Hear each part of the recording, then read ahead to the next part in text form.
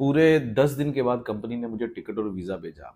अब एक और मसला शुरू हो गया कि भैया पहली दफ़ा अबू धाबी जा रहे हैं, हमारे यहाँ तो ये बड़ी कल्चरल ट्रेडिशन है कि एयरपोर्ट कौन-कौन छोड़ने जाएगा। बहुत इंडियन फ़िल्मों जैसा सीन है, हर बंदा इमोशनल हुआ फिरता है। यार मुझे समझ नहीं आ रही थी कि पहला 1 साल जब नौकरी नहीं हुई तो हर बंदा टॉन्ट मार के निकल रहा था, भई नौकरी कब होगी? घर वाले, रिश्तेदार, मोहल्ले सब लोग। लेकिन अब नौकरी हुई है तो सब लोग इमोशनल हो रहे हैं। समझ नहीं आ रही थी मुझे, मैं खुद कन्फ्यूज़ था, चल क्या रहा है भाई? अब सामान पैक करके जैसे ही मैं घर से एयरपोर्ट की तरफ निकलने लगा हूँ तो मोहल्ले के कुछ बुजुर्ग होते हैं, उनसे बंदा मिलता है। हमारे मोहल्ले के बुजुर्ग भी वाह माशाल्लाह। एक बुजुर्ग कहते हैं बेटा जहाज की अगली सीट पर बैठना, जल्दी पहुंच जाओगे। दूसरे कहते हैं भैया शीशे वाली साइड पे, विंडो वाली साइड पे बैठना, उल्टी आ जाए तो बंदा कर तो लेता है। और तीसरे ने तो हद ही कर दी, बेटा मेरा ना पायलट को सलाम देना। अब कुल मिलाकर रिश्तेदार, फैमिली के लोग और मोहल्ले के लोग जिनके साथ सलाम दुआ अच्छी थी, जिन्होंने मेरे लिए बहुत दुआएं की, क्योंकि ये उन्होंने मुझे कई दफ़ा सुनाया कि हमने आपके लिए बड़ी दुआ की है। मैंने कहा चलो इनको भी ले जाते हैं। ये कुल मिलाकर भैया 19 लोग थे, ये काफिला था, ये एयरपोर्ट नहीं छोड़ने जा रहे थे। ये शायद इसलिए इतने लोग थे कि मैं शायद वापस ना आ जाऊं। मुझे तो ऐसे लग रहा था जैसे हम बाहुबली के काफिले के साथ किसी जंग पे जा रहे हैं भाई। और पहले लाहौर एयरपोर्ट के ऊपर डिपार्चर पे आप जितने लोग लेके जाना चाहते हो लेके जा सकते हो, लेकिन अब 2 लोगों से ज़्यादा नहीं जा सकते डिपार्चर तक। उसकी वजह ये है कि शायद ये हमारी दफ़ा 19 लोग थे, उसके बाद कानून पास हुआ है। अब हमारी दफ़ा सिक्योरिटी वाले ने पूछा था कि भैया इतने लोग क्यों छोड़ने जा रहे हो? तो उनमें से एक बंदे ने कहा कि हम अपने भाई को हौसला देने जा रहे हैं, ये रो रहा है ना। लेकिन मैं तो अंदर से खुश था, अल्लाह अल्लाह करके मेरी नौकरी मिली है। अब भैया एयरपोर्ट की पार्किंग में जब आपकी गाड़ी खड़ी होती है और आपका सामान, ट्रॉली सब कुछ ला के उसमें डाला जाता है और आप अब एयरपोर्ट की जानिब जाना शुरू होते हो, तो फिर एक दफ़ा पीछे से आवाज़ आती है, एक दफ़ा मिल लो। और कुछ ऐसे ऐसे मतलब ओवर एक्टिंग वाले करैक्टर होते हैं ना हमारी फैमिली, रिश्तेदारों के अंदर, जो बार बार मिल रहे होते हैं, अपना ख्याल रखना, माथा चूम रहे होते हैं। और इनकी अंदर से पता क्या होती है ख्वाहिश के, यार बेटा वहां पहुंच कर हमें ना भूल जाना, हमारे बच्चे के लिए भी वीज़ा भेजना। अबे अंकल मुझे तो पहले पहुंच लेने दो, मुझे अंदर तो एंट्री लेने दो भाई। अब जैसे ही आप टिकट वीज़ा लेके इनको ऐसे सलाम दुआ कर, अब ये सोच रहे होते हैं पता नहीं बंदा अगले जहान जा रहा है। अब यार दुबई अबू धाबी जा रहे हैं, वापस भी आ जाएंगे, बस जाने तो दो। अब जैसे आप आगे होते हैं ना तो वो मुनीर न्याजी का शेर है कि मैं एक और इम्तहान से गुजरा, एक इम्तिहान के बाद। वही वाला सीन है, आगे भी पाकिस्तानी है भाई। ये जो सिक्योरिटी गार्ड है, ये एयरपोर्ट का अमला है, इनकी अलग दास्तान है।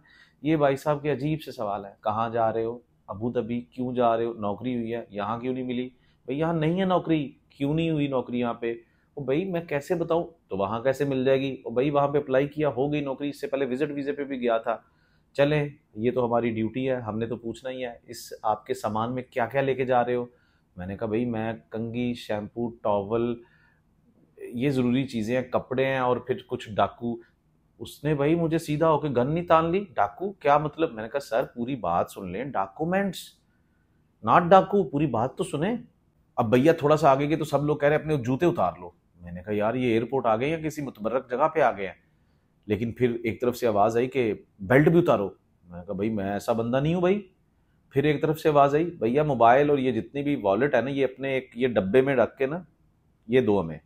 मैं कहा यार हम लाहौर एयरपोर्ट पे हैं या कराची आ गए हैं?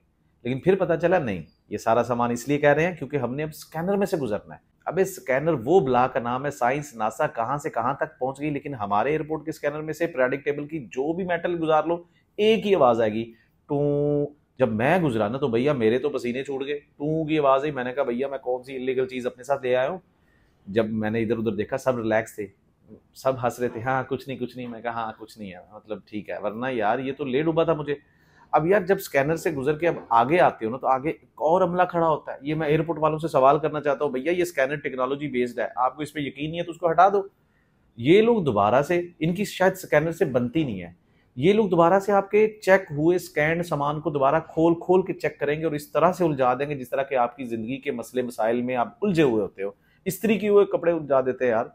मैंने एक बंदे से पूछा, मैं कहा यार ये स्कैनर से भी गुजारा है? कहता यार ये हमारी ड्यूटी है, अगर हम ये नहीं करेंगे तो पैसे किस चीज के लेंगे, खोलो सामान अपना। भैया इसके बाद एक और बड़ा इम्तिहान होता है, इस हमले से फारुगुल तहसील होने के बाद ना अगला आपका मसला होता है कि आपने जो आपका लगेज है उसकी बुकिंग करवानी है।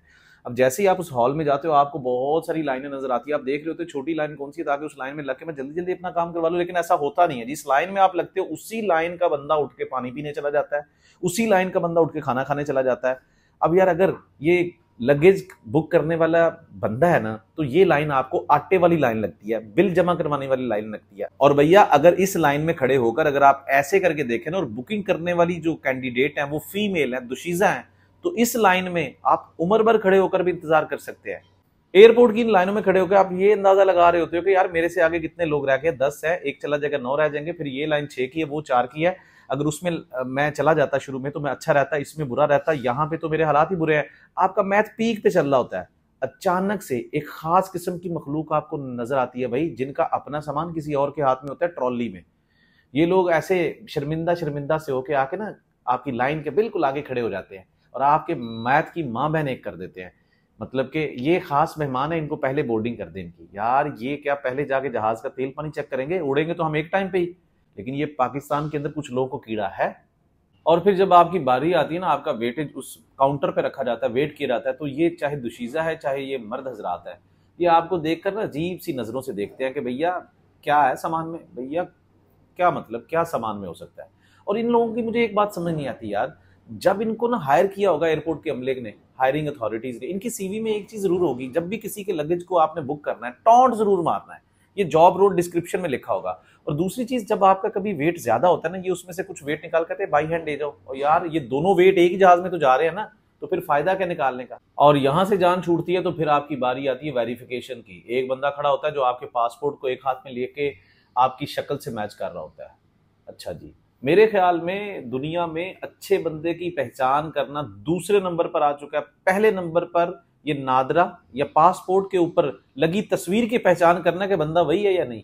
अब इन सारे मामलात में एक बात तो मैं आपको बताना भूल ही गया, वो लोग जो मुझे छोड़ने आए थे वो कहाँ गए? भैया वो बाहर बैठ के इंतजार कर रहे हैं, वो तब जाएंगे जब आपका जहाज उड़ेगा, क्योंकि उनके माइंड में चल रहा है अगर मेरा जहाज नहीं गया, अभी भी उनको यकीन नहीं है मेरी नौकरी होगी, अभी भी उनको यही यकीन है कि मेरा जहाज मुझे 100% लाहौर में ही छोड़ के चला जाएगा, क्योंकि मैं किस्मत का पनौती हूं। और वो बाहर वेट कर रहे हैं कि भैया जब इसको जहाज छोड़ के चला जाएगा फिर इस बेचारे को वापस घर कौन लेके जाएगा? तो हम है ना, हम इसको लेके जाएंगे। वो तब तक नहीं जाएंगे जब तक आप उसको ये नहीं कहोगे भैया जहाज उड़ने वाला है, अल्लाह हाफिज। अब भाई थोड़ी देर के बाद बोर्डिंग की लाइन जो है ना वो एक्टिव कर दी जाती है, आप आए 1 बाय 1 अपना टिकट पासपोर्ट चेक करवाएं और जहाज में जाते जाएं।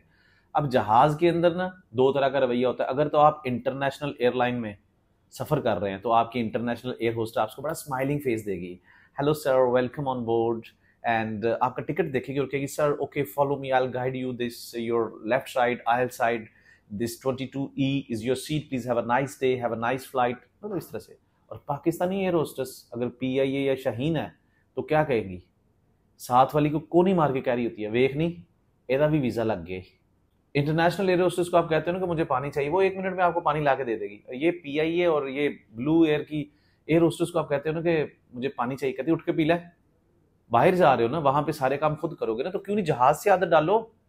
अजीब बात है यार। सीट एडजस्टमेंट सिर्फ पाकिस्तानी सियासत में नहीं होती, आपके जहाज में भी होती है भाई। आप अच्छे खासे अपनी विंडो नज़ारे एंजॉय कर रहे होते हो, देख रहे हो यार जहाज को डिफरेंट तरह की सीढ़ियां लगाई जा रही है, सामान लोड किया जा रहा है, आप देख रहे होते हो। अभी आप इन ख्यालों में गुम, अचानक से अंकल अंकल आएंगे, बेटा बेटा क्या आप आगे चले जाओगे?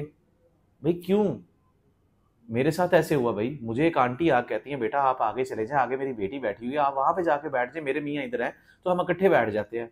मैंने कहा यार अभी नौकरी लगी नहीं, अभी तो मैं जॉब ज्वाइनिंग के लिए जा रहा हूँ, अभी से प्रपोजल आने शुरू हो गए। बहरहाल मैंने हिम्मत की, मैंने कहा कोई मसला नहीं आंटी, इस तरह के मसले तो मैं हल ऐसे कर देता हूँ, मैं चलता हूँ। मैं जब उसके बताया हुए नंबर पे गया ना आगे, मतलब तो अगली सीटों पे मैंने देखा यार एक बहुत ही इंतहाई खूबसूरत चिट्टी गोरी, मेहंदी कलर के बाल, मेहंदी हाथों पे लगी हुई है यार, रेड कलर का सूट पहना हुआ ये लड़की बैठी हुई, और मैं दिल में सोच रहा हूँ मैं इसके साथ बैठूंगा।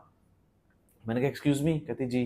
मैंने कहा दिस इज माय सीट, कहती वो मेरी मामा ने आपको भेजा? मैं कहा जी। वो उठ के खड़ी, कहती आपने यहाँ पे बना, मैंने आपकी सीट पे उधर जाना है।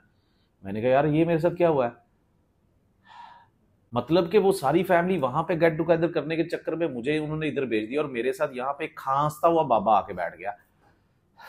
और भैया एक और बात तो बताना भूल ही गया, ये जो लोग बाहर इंतजार कर रहे थे जो मुझे छोड़ने आए थे, ये 19 लोगों की जो फौज थी, इनको मैंने फोन किया, मैंने कहा, और मुझे ना साथ साथ बड़ा अच्छा लग रहा था यार, इतनी अपनायत, इतनी डेडिकेशन। जब आप अपना मुल्क छोड़ रहे होते हो आपके डिफरेंट अजीब तरह के इमोशंस होते हैं, और ये मेरा अभी तक इंतजार कर रहे हैं इतनी सर्दी के अंदर। मतलब यार I was falling in love with these people के यार इनको मैं मिस करूंगा वहां पे जाके। अब मैंने फोन किया, मैं जहाज में बैठ चुका हूँ, तो जिस बंदे को फ़ोन किया वो कहता है मैं भी सोने लगा हूँ। मैं कहा क्या मतलब तुम लोग बाहर वेट नहीं कर रहे? कहते वो तो हम वैसे ही कह रहे हैं, हम तो कब के घर पहुँच गए हैं। मैंने कहा लख। और भाई ये थी मेरी 13 साल पहले कहानी, जब मैं फ्लाई करके पहली दफ़ा अबू धाबी नौकरी करने के लिए गया। और मेरे इस चैनल को सब्सक्राइब कीजिएगा ताकि आइंदा मैं और भी अबू धाबी के अंदर गुजरी लाइफ की कहानियाँ शेयर करूँ, उसके लिंक बर वक्त मिल सकें।